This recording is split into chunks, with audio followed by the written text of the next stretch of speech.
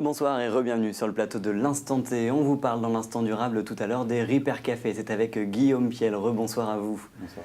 On vous parle également de jobs plutôt sympas pour cet été et de jobs à temps partagé. C'est avec Vénétis. Bonsoir à tous les deux, Philippe Vittoria et Séverine Cotin.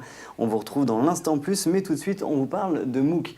Alors MOOC ou MOOC, à une lettre près, ce n'est pas le même sujet. Le MOOC avec un C, ça veut dire Massive Open Online Course. Vous avez certainement dû en entendre parler, ce sont des cours et des diplômes à suivre et à valider en ligne, c'est interactif. Et puis il y a le MOOC, celui-ci donc avec un K à la fin, c'est la contraction de magazine et book en anglais, ça ressemble à ça du coup. Il s'agit d'une forme hybride entre revue, magazine, livre, c'est plus complet ou en tout cas fait de format plus long et traité différemment. Catherine Mazeran, vous nous proposez le premier MOOC morbihanais. Alors avant d'aborder vos sujets de prédilection, pour vous c'est quoi la définition d'un MOOC ? C'est un support qui ressemble plus au livre qu'à la revue. Déjà beaucoup moins de publicité, des articles de fond longs. Ouais. On est sur des articles de 4, 6, 8, 12 pages.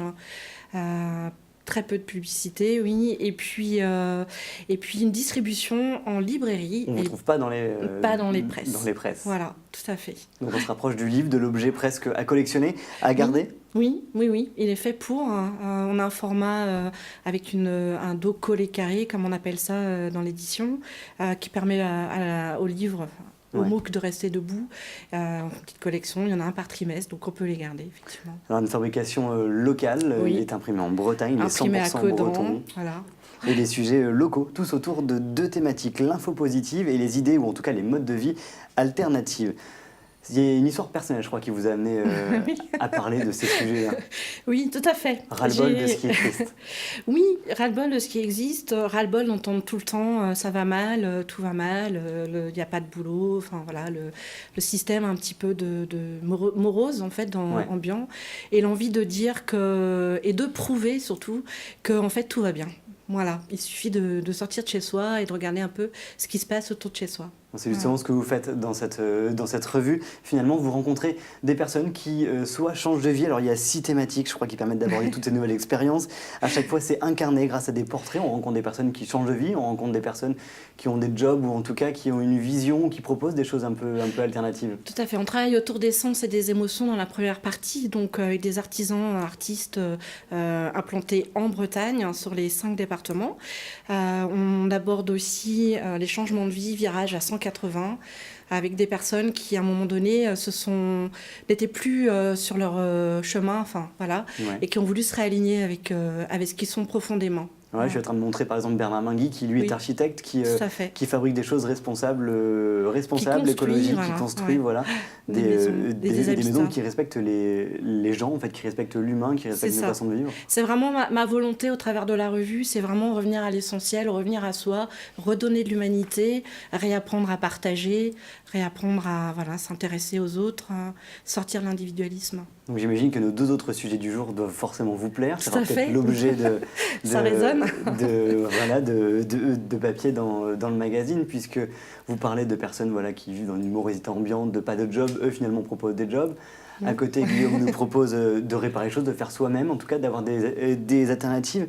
Il y a déjà eu 3 publications, c'est un trimestriel. Dans la dernière, on y rencontre une femme qui a changé de travail, en tout cas qui l'a fait évoluer. Cela fait écho aussi à Rudy Garcia, finistérien, qui est passé de chef d'entreprise à comédien improvisateur. Ça fait partie des gens que vous avez rencontrés ? Oui, parce qu'au cours de mes voyages un peu en Bretagne, j'ai rencontré des gens qui ont vraiment des choses à partager, en fait, des expériences, et vraiment très très positives. Et comment vous les trouvez ? C'est des coups de cœur. C'est des rencontres. À une soirée ou une personne qui va me parler de quelqu'un. Je m'attache à rencontrer le plus possible des personnes qui sont interviewées. Et c'est des Bretons tout le temps ? Tout le temps. Tout le temps. Je pense que pour pouvoir s'identifier aux autres, il ne faut pas qu'ils soient trop loin. Ouais. C'est plus facile pour moi de m'identifier avec une femme ou un homme qui a changé de vie et qui aujourd'hui s'épanouit qu'à quelqu'un qui habite à l'étranger, un moine bouddhiste dans un monastère. On n'a pas les mêmes contraintes. S'identifier à une mère de famille avec les enfants, le sport, le boulot, etc. Et voir que quelqu'un comme ça peut changer de boulot, s'épanouir, pour moi, c'est un bon message d'espoir. Et puis quand vous dites qu'on s'intéresse à des cas concrets, à des vrais personnages, quand on parle de méthodes alternatives, on a parfois envie de se dire que ce sont des sujets un peu perchés ou en tout cas inaccessibles. Et là, en fait, on se rend compte que c'est des gens normaux, que tout va bien. C'est monsieur, madame, tout le monde. Voilà, c'est des choses très accessibles. Dans celui du mois de juillet, on a une des rédactrices qui va vous expliquer si c'est facile de prendre son vélo pour emmener des enfants dans 3 écoles différentes, de faire ses courses. Voilà, on va parler bio, on va parler éco. Plein de bonnes solutions. Et quand on dit qu'on s'intéresse au développement, aux gens, au développement personnel, à chaque publication, vous ouvrez également le dossier des 5 sens. Vous ouvrez avec ce dossier des 5 sens, on s'intéresse au sens du coup des gens. On est dans une société où... On a vu Patrick Ewen tout à l'heure. Excusez-moi. On est dans une société où aujourd'hui on nous fait croire que le bonheur vient de ce qu'on peut acheter, de ce qu'on peut obtenir à l'extérieur. Alors que moi je suis convaincue que le bonheur c'est déjà soi et que quand on s'éclate, quand on est heureux et quand on est aligné avec soi, on partage son bonheur et que du coup voilà, le positif se diffuse. Puis il y a de la philo aussi, pour finir sur des bonnes touches. Je ne sais plus dans lequel j'ai vu un essai sur le bonheur. C'est ça. C'est le dernier. Je sais plus. Après, on va traiter autre chose. Il va y avoir la mort, le mensonge, voilà, plein de choses. Mais on a une manière avec les philos d'aborder des thématiques qui ne sont pas la même façon d'aborder que dans le développement personnel. Ce qui permet de se faire une idée, de pouvoir... aller déstructurer un petit peu les choses qu'on nous a mis dans la tête. Bon, en tout cas, le prix il est plus élevé qu'un magazine classique. Ça coûte 9,50 €. En même temps, l'objet n'est pas le même, le contenu non plus. C'est pas la même chose. Déjà, on n'avait pas de publicité ou très très peu dedans. En fait, on est dans un format de livre. C'est à peine plus cher qu'un livre de poche. Voilà. Un paquet de cigarettes. C'est ça, oui. Il Par faut trimestre. mieux lire ça que fumer, voilà, de toute façon. Par trimestre. Donc, non, il faut... Après, on fait tous des choix. On a tous des priorités. Donc, Et celle-ci, pour respirer la joie de vivre, c'est une bonne idée. Il y a 12 personnes qui travaillent autour de vous, qui travaillent douzaine. avec vous. Oui. Tout le monde est heureux de vivre. Tout le monde va bien. Ça se voit d'ailleurs, je crois. Parce que tout va bien dans ce qu'on lit, en tout cas. Pour conclure, pas de stress dans ce magazine, pas de tension ni de sujet grave et pas non plus d'idées un peu trop perchées. On en parlait tout à l'heure. Vous nous prouvez que tout n'est pas utopiste, que ça existe et que ça fonctionne. Tout à fait. Merci à vous, en tout cas, Catherine Mazran, pour ce plein de joie de vivre. Voilà, c'est à trouver en librairie, du coup, et pas dans les presses. Merci à vous. Merci. On va rester dans les idées, justement, et les solutions alternatives. Avec vous, c'est l'Instant Plus.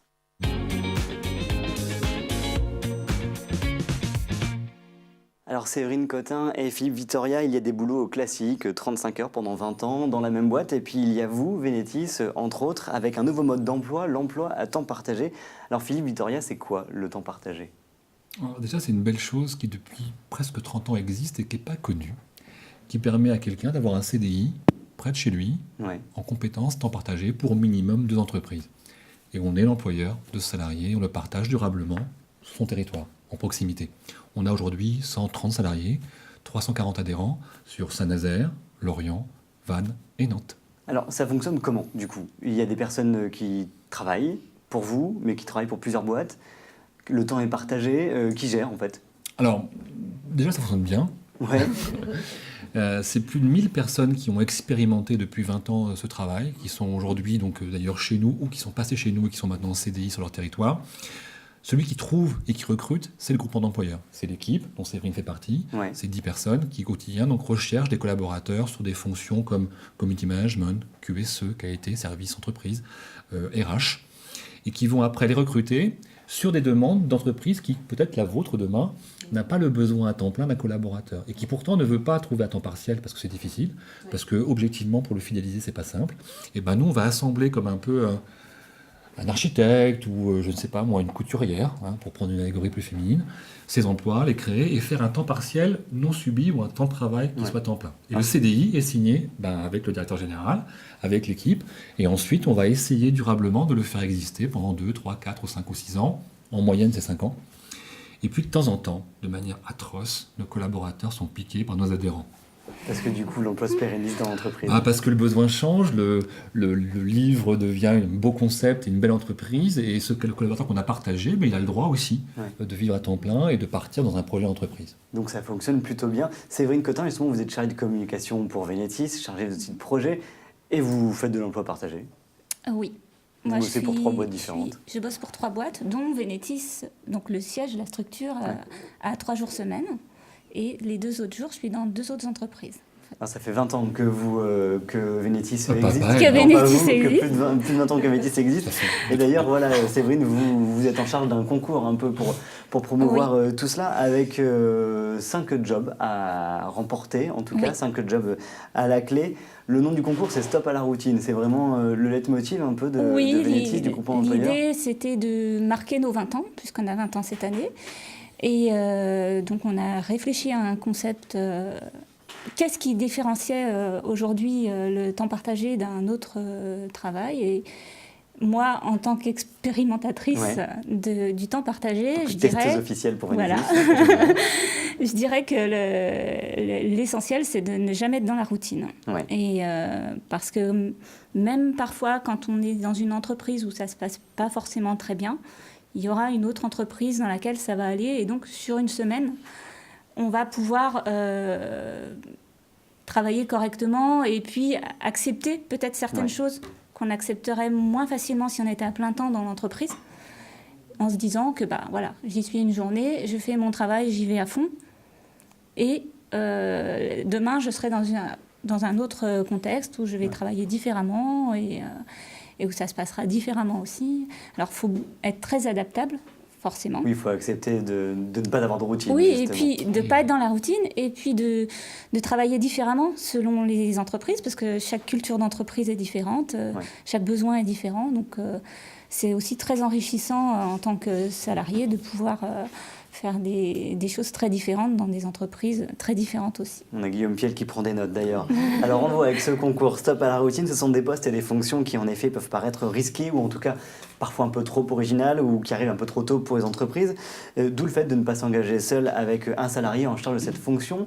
5 postes du coup que vous proposez à la clé, on le disait. Le premier c'est testeur de paddle plage, et de dériveur gonflable. Donc, en effet, ça c'est un petit peu... pourquoi pas? Moi, oui, ça peut être super intéressant. Ah, moi, je veux bien, il n'y a pas de problème. Mais... Donc, on a lancé le concours avec ce job-là, qui est un job d'été, donc qui a pourvoir pour juillet-août de cette année. Ouais. Donc, avec 2 de nos adhérents, qui sont Big Sport et Tiwal. Donc, Big Sport... tout le monde connaît. Leader mondial du paddle. Voilà. Et Tiwal, qui est un fabricant de dériveurs gonflables. D'accord. Donc, l'idée, c'est de proposer à un jeune... Ou pas. Pas forcément un jeune. Ici, on a limité 18-28 ans. Oh, ah oui, ça fait jeune quand même. 18-28 ans. Bon, je peux pas non plus en fait postuler, c'est ça que tu veux dire? Non, vous êtes le patron. C'est mort. Ah ouais, c'est dégueulasse, c'est vrai. Bon, ok, j'ai pas le droit. Donc pas de favoritisme en plus. 18-28 ans du coup pour aller faire du paddle pendant tout l'été. Du paddle et du dériveur. Alors, en contrepartie, on va demander quand même aux candidats de faire des rapports, de faire la publicité un petit peu, bien sûr, de ces produits-là, de nous dire... il faut qu'il apporte... communicant, nouvelle génération. De communicants, mais quand même qui est plutôt sympathique à réaliser par rapport à d'autres jobs d'été qui... Il nous reste très peu de temps du coup pour les 4 autres postes. C'est des postes d'happiness manager, officer. Voilà. C'est la question du plaisir au travail en fait. C'est un sujet qui est très très à la mode. Ça va vous plaire, ça fait un client. Et donc les PME, elles aussi, proposent donc ce type de poste. Donc on a 8 PME, enfin presque 10, qui vont partager 4 postes dont le seul souci est de travailler la qualité de vie au travail. Voilà. Donc sur Nantes, sur Lorient, sur Vannes et Saint-Nazaire, poste en CDI. Ouais. Le format est toujours le même. Il faut faire la lettre de motivation. Alors voilà, comment ça fonctionne. On fait une vidéo, fût-elle la plus simple, fût-elle la plus rigolote ou pas, où on se présente. Donc elle est vidéo parce qu'on estime que pour être un happiness officer, il faut tout simplement savoir un peu communiquer. Et que le format vidéo, c'est un format standard aujourd'hui. Par contre, le process après est tout à fait ordinaire. Rencontre, entretien. Recrutement classique. C'est l'idée donc de dire réintroduisons donc le plaisir au travail et on pense, nous, qu'en Bretagne, on peut y arriver plus facilement encore. Fin du concours, fin juin, le site internet va s'afficher en bas de l'écran. Fin juin pour le testeur de paddle et de dériveur gonflable. Et fin août pour le Chief Happiness Officer. Donc on a encore un peu de temps. Voilà. Exactement, on attend vos vidéos. Tout l'été pour faire une belle vidéo. Et puis même très courte, n'hésitez pas. Il faut être original et motivé. En tout cas, merci d'être venu nous présenter ce concours Stop à la routine. Merci à tous les deux. Et puis tout de suite, on passe à l'instant durable. Alors, je voulais prendre des notes du coup, ça vous intéresse, vous voulez postuler, c'est ça? Petite vidéo, j'aime bien la vidéo, je suis manager, je ne sais pas si je suis happy, mais bon. Écoutez, C'est ce qu'on va voir. Vous êtes jeune, puisque vous avez moins de 28 ans. Ouais, tout à Voilà, fait. exactement. Bon, en tout cas, je ne sais pas si vous êtes j'ai le droit de mentir. happy, mais en tout cas, vous faites partie du réseau des compagnons bâtisseurs. C'est un mouvement associatif d'éducation populaire qui existe depuis plus de 50 ans. Vous faites quoi concrètement ? Plus de 50 ans, oui. L'Association nationale fête ses 60 ans cette année et nous, l'Association bretonne, c'est 50 ans. C'est une association de chantier à la base. On fait du chantier à caractère social. Donc, c'est-à-dire qu'on aide les gens les plus démunis, les plus en difficulté à réhabiliter leur logement, à travailler leurs problématiques qui sont liées au logement. Donc, l'objet, en gros, de l'association, c'est de faire en sorte que tout le monde puisse vivre dans un logement adapté à ses besoins. Donc, finalement, le projet que vous lancez en ce moment n'est pas si éloigné de cette thématique-là, puisque c'est une activité plutôt en vogue ces derniers temps. Vous organisez des repair cafés. Alors on fait quoi ? On boit un café et on répare toutes sortes d'objets ? Exactement, c'est ça le principe. Repair, répare café. Alors c'est un principe qui vient du Québec. On a gardé le nom en anglais pour l'instant, répare café. On commence à le franciser un peu en répare café ou à le bretoniser. Faudrait voir, je sais pas comment on dit réparer. Pas des breton. Voilà. Mais le principe c'est exactement ça. C'est les deux mots qui constituent. Voilà, c'est on répare en prenant un café. Nous le principe de notre association, c'est quand on fait du chantier, ce sont des chantiers d'entraide. On fait les travaux avec des habitants, des bénévoles, des volontaires, on fait ça ensemble. Ouais. Et le principe de la réparation et des cafés, c'est de réparer ensemble. C'est-à-dire que les gens ne viennent pas avec un magasin de service après-vente, avec leur grille-pain qui ne fonctionne plus, le dépôt, ils reviennent le chercher 2 jours après. Non. On s'assoit autour de la table, on prend un petit café, on regarde, est-ce qu'on peut le réparer ? Oui, on vous prête les outils, vous démontez. Puis après, il y a un technicien qui est là, un salarié de l'association, qui est là pour accompagner, pour guider dans la réparation. Mais le principe, c'est bien que les gens fassent par eux-mêmes. Et on peut tout réparer ? Non. Après, hélas, parce que c'est vrai que dans la société, avec cette obsolescence programmée, il y a des choses qu'on ne peut pas réparer. Après, on se déplace aussi, on va dans les quartiers, donc on ne va pas réparer les machines à laver, des choses comme ça, on ne va pas chez les gens. C'est les gens qui viennent, c'est plutôt des petits appareils. Mais voilà, ça peut être des choses très très simples, un petit câble électrique, une petite soudure, un joint d'aspirateur qui s'est juste défait. Donc il y a des choses qui sont très simples. On n'est pas tous égaux face au fer à souder ou la C'est pour ça qu'il y a le technicien qui est là avec ses compétences à ce niveau-là pour faire avec les gens. Mais en gros, j'en parle avec les collègues, on répare à peu près la moitié des petits appareils. C'est déjà pas mal. Et puis les autres, après il va sûrement manquer une pièce, donc les gens peuvent aller chercher, acheter, trouver la pièce et puis ils reviennent après pour qu'on installe la pièce. Et puis la dernière solution, on ne trouve pas de solution. Voilà. Ça finira quand même dans la recyclerie, par exemple. Comme ça, il recyclerie. aura une seconde vie. Voilà. Alors, c'est gratuit. C'est gratuit. Et c'est quand ? Alors, aujourd'hui, on a 2 ateliers donc sur l'Anester pour l'instant, donc au centre social Albert Jacquard, donc tous les 3e mardis du mois, que je ne me mélange pas. Et les 4e vendredis de chaque mois. 4e vendredi de chaque mois. Non, je me trompe, voilà, c'est l'inverse. 4e vendredi de chaque mois au centre social Albert Jacquard. D'accord. Et les 3e mardis de chaque mois à la ferme de Carfréau, sur un quartier de l'Anester. C'est toujours à l'Anester. Voilà. Le 23 mars dernier, vous aviez un comité de pilotage où vous deviez décider si oui ou non ces ateliers allaient poursuivre. Pourquoi ? Parce que c'est pas encore ancré dans l'air du temps, parce qu'il a fallu encore argumenter pour que ça puisse vivre. Alors la validation de notre comité de pilotage, c'est normal, puisque donc c'est un comité de pilotage qui représente les institutions, les partenaires, qui financent notre action, donc qui pilote un peu les projets qu'on développe sur le territoire. Et donc nous, par contre, on a le champ libre, on a le feu vert pour expérimenter des choses. Donc on a mis ça en place, on l'a expérimenté pendant 6 mois, et l'idée c'était de faire un retour vers les partenaires, leur dire voilà, on fait ça, voilà ce que ça donne, est-ce que ça vous intéresse de continuer ? Donc aujourd'hui, oui, on continue donc sur l'Anester, avec l'idée peut-être de développer aussi sur d'autres quartiers. Il y a un réel intérêt. Après, c'est vrai qu'on a besoin aussi, nous, de soutien, parce que ce n'est pas notre cœur de métier, on n'est pas si loin du logement, de l'habitat, comme vous le disiez. Mais bon, nous, on est plutôt à faire du chantier des habitants, donc on propose quelques ateliers de ce type-là. Mais voilà, on pourrait très bien être aussi épaulé, ça peut être aussi l'occasion d'avoir d'autres partenaires qui travaillent sur ces sujets-là. Mais justement, dans cette même veine de la bidouille et du faire-soi-même, on a rencontré dans la région vantaise un passionné de physique et de transmission radio, c'est Floris Rosen. C'était mon grand-père qui j'avais peut-être 10 ans ou 12 ans, même pas, et puis il faisait des émetteurs lui aussi, et je trouvais ça magique de pouvoir transmettre du son sur les ondes, sans fil, sans rien, et ça m'a toujours intrigué. Alors maintenant, depuis 4 ans chez lui, il fabrique des émetteurs radio, il a créé son auto-entreprise et il a livré des radios locales. Il cherche encore et toujours à rendre ses machines plus puissantes et plus fiables pour vendre à d'autres clients. Ce que j'apprécie beaucoup, en fait, ce qui me motive beaucoup, c'est surtout l'innovation technologique. Moi, ma spécialité, c'est en fait une architecture RF de puissance en single-ended. En fait, c'est une technologie un petit peu différente de ce qui se fait d'habitude. Et du coup, c'est devenu un peu ma spécialité. L'objectif, ce serait voilà, de lancer ma propre marque d'émetteur. Et après, j'aimerais un peu me diversifier, pouvoir démocratiser la technologie en single-ended pour l'industrie, pour le médical, pour des choses comme ça. Oui, alors nous non plus, on n'a pas tout compris, on n'a pas toutes les compétences pour comprendre tout de suite ce qu'il vient de dire. Quoi qu'il en soit, ça fonctionne. Il tire un bilan lucide de se faire soi-même, de cette recherche et le développement. C'est bien, mais... Faire soi-même, c'est pas forcément moins cher, mais c'est sûr que c'est très formateur. Et puis là, au moins, on peut vraiment aller au bout de ses idées et se confronter à la réalité. Et c'est ça qui est un peu toute la leçon de vie. Derrière, il y a une grande leçon de vie. Quand on a une idée et qu'on veut la transformer en matériel, c'est quelque chose de... C'est très nourrissant, intellectuellement. Mais il ne faut pas compter son temps. Il ne faut pas compter son temps, non. Bon, alors on le voit, le faire soi-même, ça a de l'avenir. Mais pour lui, c'est pas toujours rentable. Alors pour vous, le rapport gain-investissement, c'est quoi ? Non, ça c'est pas toujours rentable. Après, c'est ce qu'on évoquait quand on fait du chantier avec des auto-réhabilitateurs. Ils deviennent aussi auto-réparateurs. Donc, quand on a fait soi-même, on sera réparé par soi-même. Donc là, on a aussi quand même des gains parce qu'on va pas faire venir le plombier, l'électricien, etc. Et sur la réparation, après, il n'y a pas que le gain financier. Hein. Il y a quand même toute cette démarche écologique, éducative, le fait d'entraide. On parlait de dimension de partage, etc. D'emploi partagé. Là aussi, on est dans le partage de compétences, de champs de compétences. Donc, voilà. Après, sur le volet Repair Café, il peut y avoir quand même un gain économique si on a juste les petites pièces par rapport à un réparateur.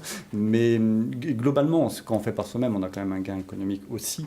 Je parle dans le champ de l'habitat et des travaux. Hein, des matériaux, c'est 30 à 50%. Donc, vous voyez, le reste, c'est de la main-d'œuvre. Donc, plus on fait par soi-même. En tout cas, on est vachement plus fiers quand on l'a réparé soi-même. Surtout, que ça vienne par soi-même, que ce soit qu'on fasse un gâteau ou une maison, c'est le même plaisir. Merci à vous, Guillaume Piel. Et puis rendez-vous du coup Lannister pour les Repair Café. Merci également à tous les trois d'avoir été avec nous. C'est la fin de cet instant C. Merci de nous avoir suivis. On se retrouve demain sur TV Sud. Salut.